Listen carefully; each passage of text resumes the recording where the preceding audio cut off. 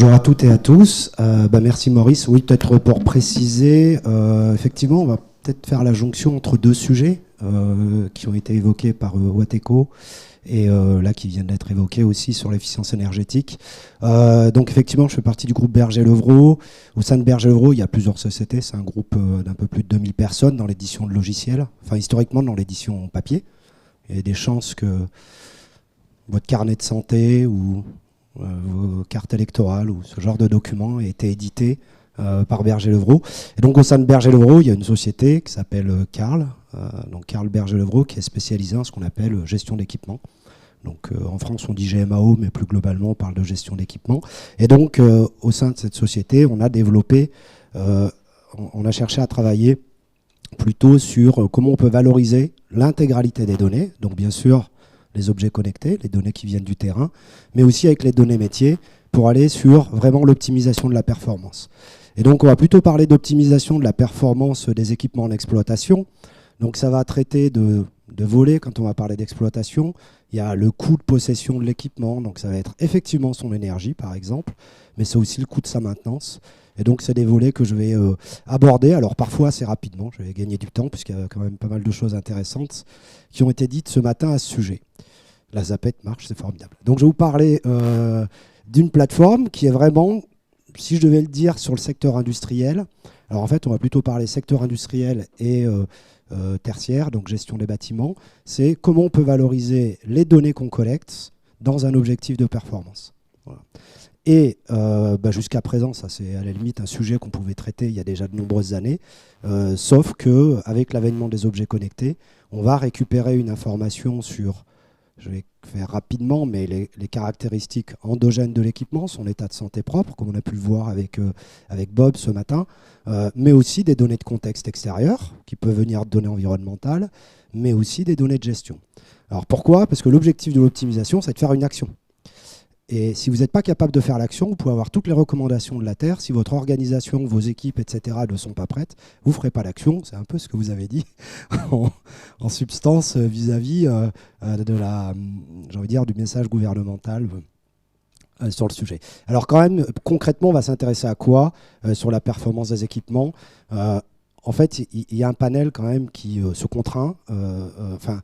Il y a de plus en plus de contraintes. Alors, il y a des enjeux qui sont des enjeux collectifs.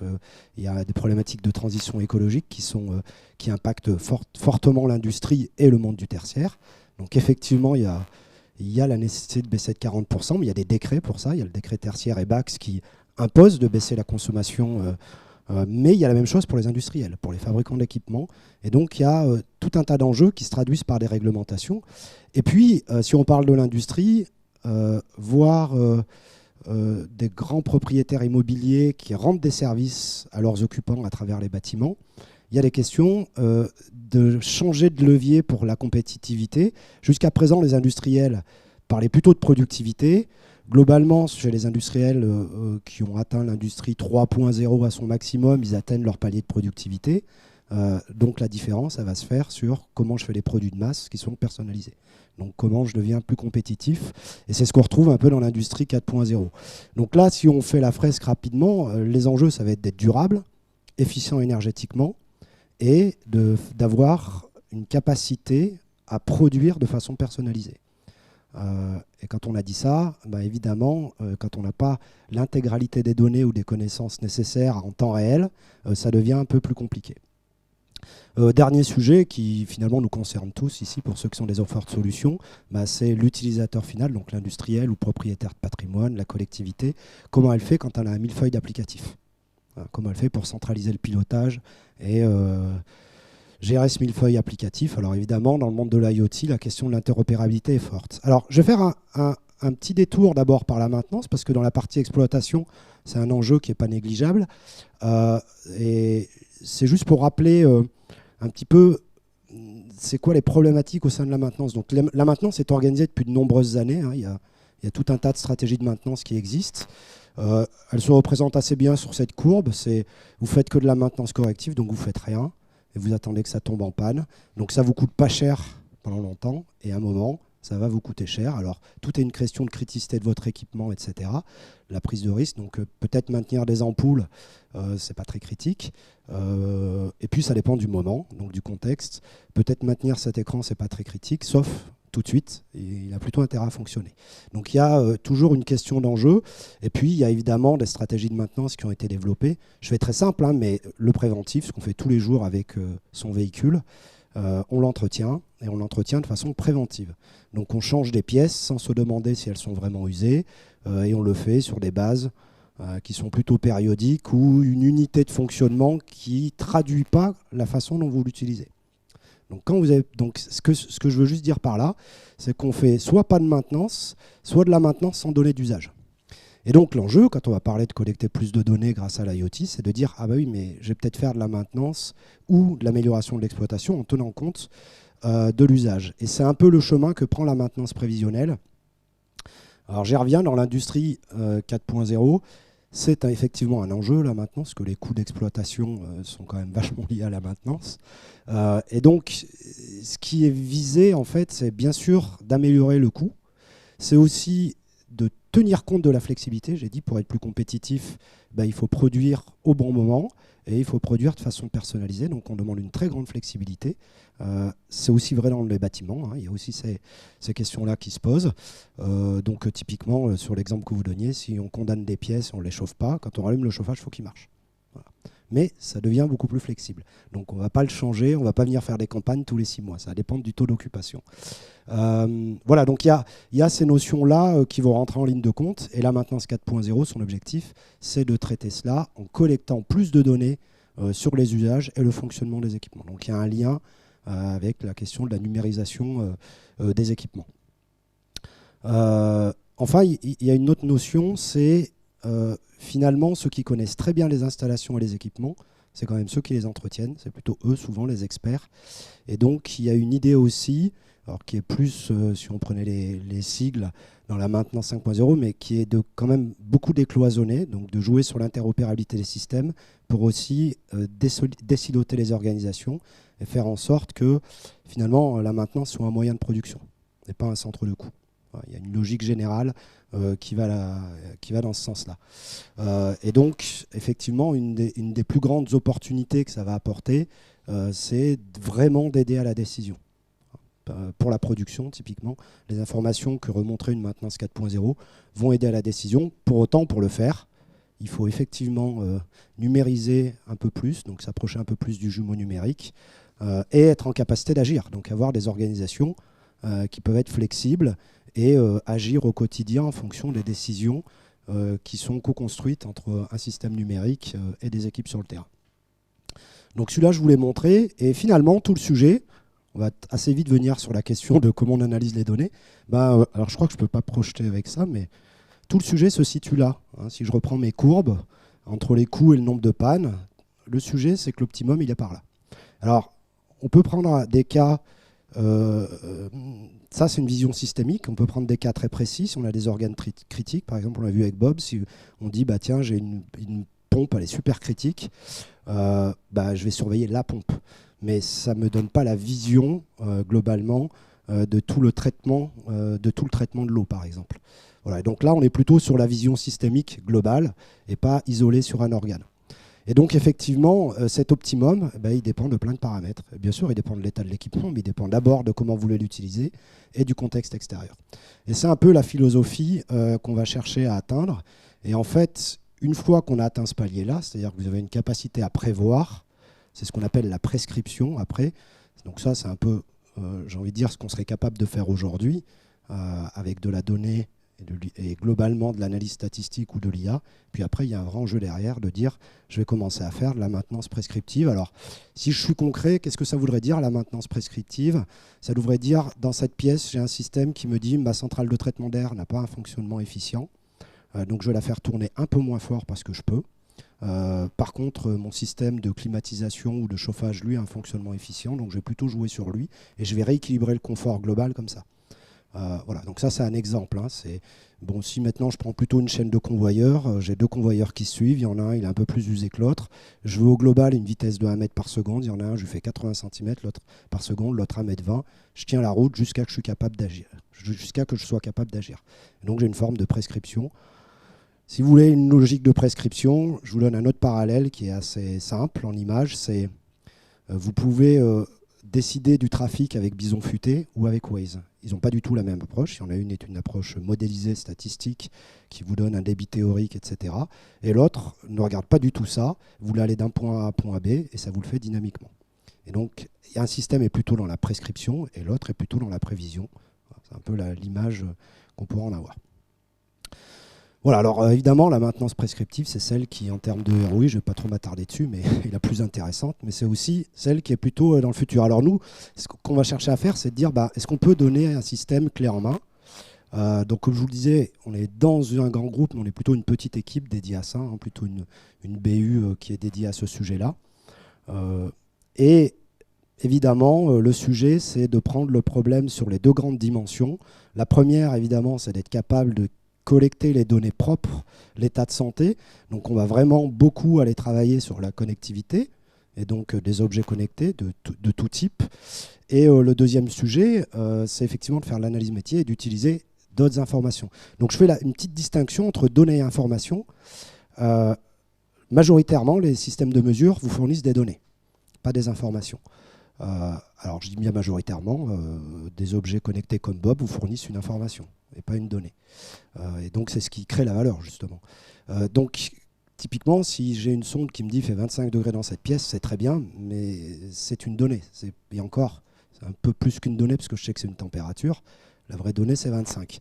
Mais ça ne me dit pas est-ce que cette pièce c'est un frigidaire ou c'est une salle de conférence. Donc si c'est une salle de conférence, ça va. En tout cas en été c'est bien, en hiver c'est trop chauffé, mais si c'est un frigidaire c'est un problème. Voilà, donc c'est juste la différence entre données et information, et donc c'est pour ça qu'on va aller chercher d'autres éléments pour augmenter la donnée, pour en faire une information, et cette information qu'elle a un sens en termes d'impact. C'est vraiment la logique ici d'analyse métier, et bien sûr l'idée c'est de l'automatiser parce que c'est extrêmement difficile de corréler toutes ces données, et donc c'est le sens de ce que vient de faire une plateforme avec une modélisation statistique et de l'IA. Alors concrètement, pour y arriver, donc, évidemment il faut un écosystème un peu étendu, donc, avec des expertises métiers type la SBA, mais aussi avec des fournisseurs d'objets connectés, mais aussi avec des acteurs qui sont plus dans la partie réseau, etc. Ça c'est plutôt dans la logique clé en main. Alors ce qui est bien, c'est que quand même le monde de l'IoT, même si sémantiquement il n'est pas interopérable, quand même techniquement c'est pas le monde le moins interopérable. Il y a quand même un certain niveau d'interopérabilité, et donc on peut dire que quand on suit un certain nombre de standards, on va pouvoir communiquer quand même avec beaucoup de systèmes ou beaucoup de fournisseurs. Et donc vous voyez les deux mondes, le monde plutôt, j'ai envie de dire vraiment OT, IoT, donc avec un peu toutes les technos, les protocoles de communication et les technos de l'IoT. Et puis quand même le monde industriel, hein, l'industrie a déjà, ou même du bâtiment, a déjà beaucoup de systèmes de supervision, etc., de type SCADA, de type gestion technique du bâtiment, etc. Et ils contiennent soit des données, soit des informations intéressantes aussi. Donc il faut regarder un peu les deux mondes. Et donc une première augmentation, c'est de dire quand je mets un objet quelque part, je viens dire cet objet, il est où, à quoi il sert, et finalement, à quoi il est corrélé. Donc on fait un lien avec les outils de gestion, c'est ce que vous voyez là, c'est la notion d'appairage fonctionnel. C'est un peu notre valeur qu'on vient rajouter, c'est on vient créer un appairage fonctionnel. Avec ces appairages fonctionnels, évidemment, j'ai commencé à donner du sens, et je peux utiliser des modèles un peu généraux pour dire, ouais, je sais statistiquement que dans un frigidaire, la température elle est censée être stable, déjà, contrairement à une pièce, et en plus qu'elle est plutôt dans telle tendance, etc. Je vous donne des petits exemples, mais c'est ce qui permet globalement de dire je vais pouvoir automatiquement détecter des anomalies, automatiquement générer des alertes. Voilà, et évidemment, je vais aller un peu vite, on va avoir une vision un peu plus verticale après, de dire oui, mais il y a quand même des cas très précis. J'ai le monde du tertiaire qui sont des bureaux avec des occupants, et puis j'ai le monde du tertiaire qui est typiquement une collectivité, on a pas mal de clients collectivités, c'est typiquement les problèmes qu'ils ont. Ils ont un patrimoine bâti qui est extrêmement hétérogène. Il y a des bureaux administratifs, donc au sens classique du tertiaire, et puis il y a des écoles qui ont effectivement des saisonnalités et des usages un peu particuliers, puis il y a des médiathèques, puis il y a des piscines, puis voilà. Et puis je peux tous vous les décrire, ils sont tous à peu près en partie dans le tertiaire, mais en fait c'est très difficile, ils ne sont pas du tout homogènes dans leur pilotage. Et donc là, l'idée, c'est après, il y a des petites verticales avec des ajustements en fonction de ces éléments-là. Une des dimensions aussi intéressantes dans les verticales, dans cette idée de modélisation, c'est qu'on va pouvoir dire, plutôt que je vais pouvoir agir sur la façon dont j'entretiens l'équipement, donc par exemple pour un traitement d'air sur le filtre, qui va permettre de maintenir le traitement d'air correct, mais aussi qui va jouer sur la partie énergétique. Mais dans le fond, j'ai aussi le pilotage de l'équipement. Donc je vais pouvoir agir, faire des recommandations, une forme de prescription sur la façon dont il faut le piloter pour qu'il s'use moins vite et qu'il soit plus efficient en énergie. Et donc c'est là le sens plus global d'optimisation. C'est l'exemple que je donnerai un petit peu sur l'énergie. J'ai plutôt pris un cas dans la gestion de l'eau, mais c'est similaire évidemment en termes avec la partie électrique. Donc typiquement, qu'est-ce que ça veut dire? Ça veut dire que vous allez pouvoir avoir un système, vous surveillez par exemple votre compteur d'eau, voilà, un cas d'usage assez simple et classique, et le système automatiquement va vous dire j'ai une anomalie, et en plus celle-là je pense que c'est une suspicion de fuite. Donc il y a des cascades, hein. Il peut dire j'ai une anomalie et je ne sais pas ce que c'est, parce que je n'ai pas assez de qualification avec des données environnantes, et parfois je pense que c'est une suspicion de fuite, et voilà pourquoi. Parce que je constate ça, et que pour moi ça c'est une irrégularité qui donne une suspicion de fuite. Alors vous voyez que c'est déjà une suspicion de fuite un peu sophistiquée, puisque la fuite vraiment basique, c'est je pars en exponentielle, puis après j'ai un plateau quand même, mais en termes de débit, mais là c'est un peu plus sioux. Alors c'est un cas réel, hein, c'est dans notre bâtiment, c'est typiquement un urinoir automatique qui déconne. Ça arrive super souvent malheureusement, et il continue à lâcher de l'eau beaucoup plus, et puis à un moment il le lâche quasiment en continu. Et donc ça fait ce type d'irrégularité au regard du compteur d'eau qui est pour toute la partie sanitaire. Voilà, c'est juste pour vous montrer. C'est juste parce qu'entre le cas simple, je regarde chaque urinoir, mais on sait que techniquement on ne va pas le faire. On ne va pas mettre un compteur devant chaque urinoir. Et le cas réel, je regarde le global du sanitaire. Voilà, donc ça c'est une première chose. Après, donc c'est la logique des alertes, hein, vous les avez plus ou moins assistées par l'IA. Et puis, je vais plutôt passer sur un cas, celui-ci c'est un cas industriel, mais je ne vais pas trop le commenter, je vais rester plutôt dans la partie énergie. Et donc, quand on fait ça, on va pouvoir, j'ai pas mal parlé des productivités, mais en fait, on va pouvoir réduire la dépense énergétique juste en entretenant mieux l'équipement, hein. Je ne parle même pas de mieux le piloter là, hein. Si on parle vraiment d'amélioration de l'exploitation, c'est si je l'entretiens mieux, je réduis ma dépense énergétique. Assez connu avec les voitures. Une voiture, c'est un système globalement fermé. Avec d'autres systèmes, c'est un peu plus complexe. Et du coup, à qui on peut s'adresser? C'est juste pour donner des exemples. Grosso modo, vous avez trouvé 3 univers chez nous. Vous avez trouvé vraiment l'industrie. Et on est sur l'optimisation des équipements industriels. Le monde du tertiaire et du tertiaire un peu classique. Typiquement RTE, donc c'est plutôt pour ces bâtiments, pas pour le réseau électrique, mais plutôt pour ces bâtiments. Donc ils ont un très gros patrimoine immobilier, vous imaginez.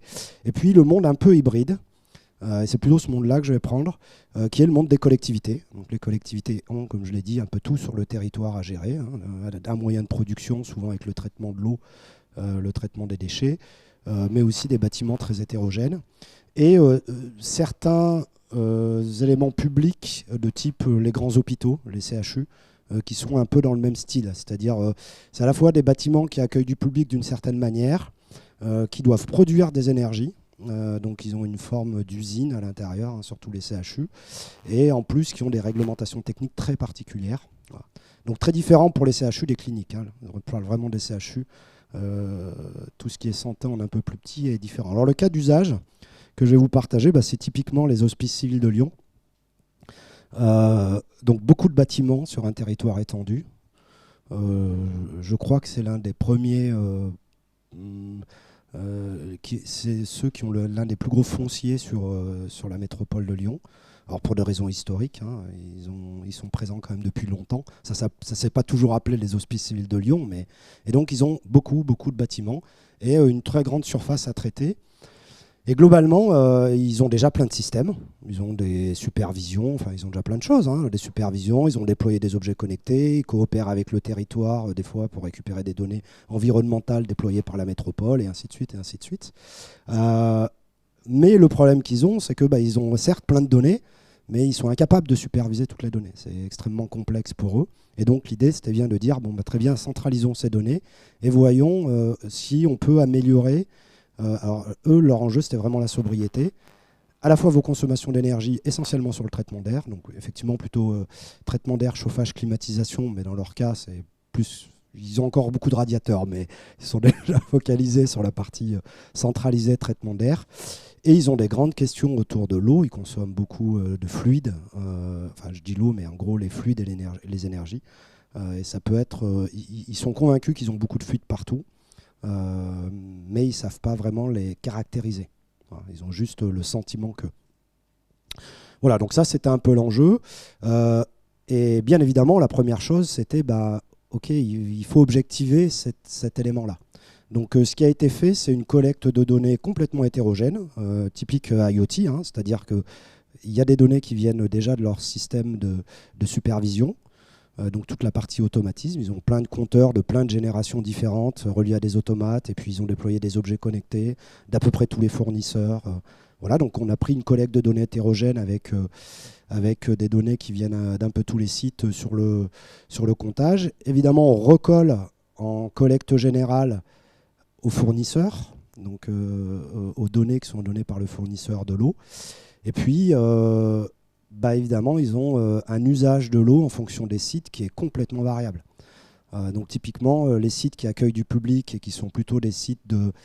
alors j'ai perdu le terme, donc qui ne sont pas la partie hospitalière où le patient reste H24, mais qui sont plutôt les sites de consultation. Mais évidemment, ça ne tourne pas la nuit, les sites de consultation, ça ne tourne pas le week-end, et ainsi de suite, et ainsi de suite. Et donc, il y a, par exemple, pour l'analyse de l'eau, on ne peut pas analyser l'eau de la même manière dans toutes les pièces. En gros, dans tous les bâtiments, dans leur cas. Donc, il y a une vraie séparation, même au sein d'un bâtiment, sur les différents étages, une vraie séparation sur la façon dont le système doit analyser la consommation d'eau. Et donc, c'est pour ça que c'est juste pour vous parler de cette notion d'usage, où vous retrouvez des seuils qui apparaissent en seuil horaire jour, nuit, conso 24 heures, conso hebdomadaire, etc. C'est parce qu'ils ont des effets de saisonnalité qui sont liés à leurs usages. Et donc l'idée, c'est que, évidemment, là je vous montre une capture d'écran sur un site, en fait l'idée c'est que ces seuils, ils sont dynamiques. Donc personne n'est venu fixer ces seuils. Parce que c'est pas possible, ils ne peuvent pas faire ça sur tous leurs compteurs. Sinon, ils vont faire ce qu'ils ont fait jusqu'à présent, un seuil moyen, qui du coup n'est pas du tout adapté. Et donc dans la logique de ce que je vous donnais en introduction, les seuils sont calculés dynamiquement par le système, donc ils sont appris, les données sont collectées puis apprises, elles sont co-apprises ensuite avec des utilisateurs, c'est-à-dire il y a une notion d'apprentissage actif. Donc quand il y a une alerte, elle est envoyée à un système de gestion de type GMAO, et la personne dit non, ça c'est un faux positif, et petit à petit le système non pas se renforce mais co-apprend. Et c'est ce qui leur permet après d'avoir typiquement un système d'alerte de ce type-là.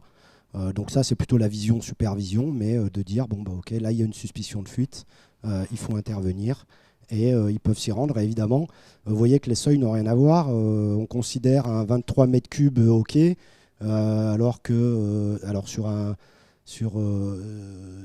point, et sur l'autre, on considère que 0,10 mètres cubes, c'est OK. Voilà, il n'y a pas de règle, c'est le système qui détermine dynamiquement les seuils de cette manière-là. Alors ça, donc, c'est un premier aspect, ça va pouvoir dire OK, tout fonctionne bien. Le deuxième aspect, c'est qu'ils vont en fait voir leur ligne de consommation. Donc là, je fais un lien avec l'électricité, et c'est de dire, mais quel est mon talent de consommation? C'est-à-dire, jusqu'où je peux aller, et à partir de quand ce n'est plus par l'usage que je peux faire quelque chose, mais par l'infrastructure. Je dois changer mon réseau d'eau, je dois commencer à changer mon bâti, etc. Donc vous avez quand même une notion de talon de base où vous ne ferez jamais de magie. Ils ont le réseau qu'ils ont, ils ont un patrimoine qui a presque 2 siècles, et donc ils ont parfait toutes les canalisations, pas tout le temps, etc. etc. Et donc effectivement, il y a un talon de consommation d'eau qui ne pourront jamais améliorer. Donc ils tirent 2 choses de ça. Ils tirent dynamiquement, je peux surveiller mon système, et donc j'ai un agent qui me le surveille. Et deux, je sais jusqu'où je peux aller, et donc je peux réfléchir à mes campagnes d'amélioration énergétique, dire là, je vais plutôt travailler l'usage, et là, je vais plutôt travailler la rénovation. Voilà, et je ne sais plus si j'avais une petite illustration après, mais je ne crois pas, je vais peut-être en rester là. Voilà. Ah, merci. Si vous avez des questions.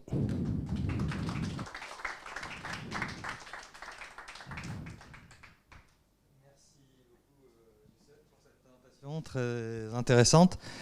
Y a-t-il des questions dans la salle concernant ce qui vient d'être présenté? Comment vous différenciez par rapport à une plateforme comme celle de Vertical M2M Common Sense? Oui, c'est une bonne question. Je ne connais pas la plateforme Vertical M2M, non, pas du tout. Non, je suis taquin.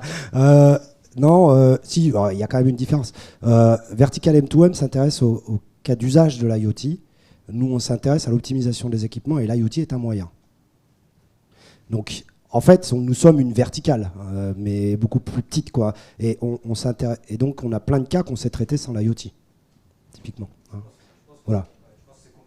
Exactement. Mais c'est la différence.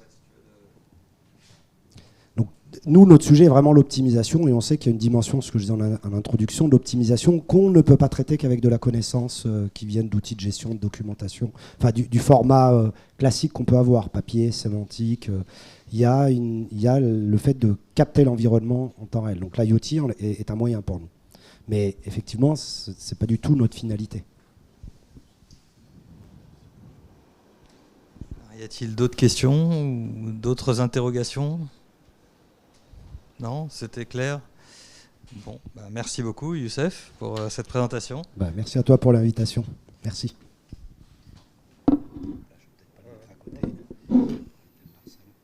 Alors, on a quelques instants, ça tombe bien, parce qu'on va faire un petit mouvement pour accueillir une table ronde qui va arriver dans quelques instants. Donc on va avoir un petit peu de déménagement.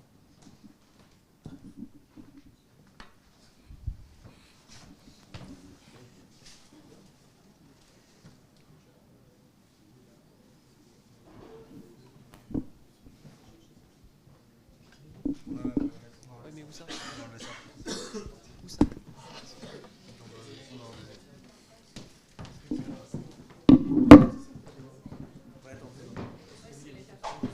Ah non, j'avais pas vu. Il y avait une question complémentaire, je ne l'ai pas reçue.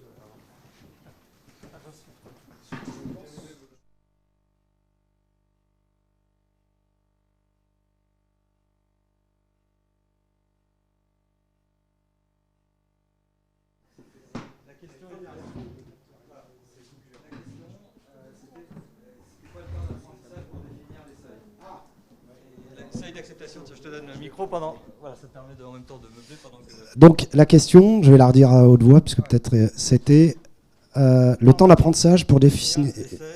Et l'acceptation par les exploitants. Ouais, c'est une bonne question. Enfin, le temps d'apprentissage, en fait, donc dans ce cas-là, sur les seuils, il a été court parce que, vous avez compris, ils avaient déjà des systèmes de gestion. Donc ils avaient un historique. Et donc on a pu prendre l'historique dans les différentes bases de données, donc un temps relativement court sur l'apprentissage. Après, effectivement, quand même pour compléter la réponse, souvent ce qui est nécessaire, c'est à minima un peu plus d'une demi-saison. Donc en fonction des saisonnalités qu'il y a, c'est une demi-saison. Donc si la saisonnalité principale, ce qui était le cas ici, est hebdomadaire, vous pouvez considérer que quand vous avez fait 4 jours de données, vous n'êtes pas loin du sujet. C'est simple, hein, vous les faites à cheval sur le jour de cassure hebdomadaire et ça peut marcher, ou voire vous faites une saison complète. Voilà, ça répond à la question. Donc évidemment, quand la saisonnalité est plus longue, ça donne une idée, quoi. Si vous êtes sur une saisonnalité annuelle, il vous faut au moins 6 mois de données. Et après, l'acceptation. En fait, l'acceptation, là, je vous ai montré une vision quand même plus du gestionnaire ou de la personne qui est chargée de la gestion de l'énergie, des référents énergie. L'usage, il est quand même beaucoup plus par les équipes terrain, là, maintenance, exploitation. Et donc, eux, l'acceptation, elle est bonne tant que ça se projette dans leurs outils.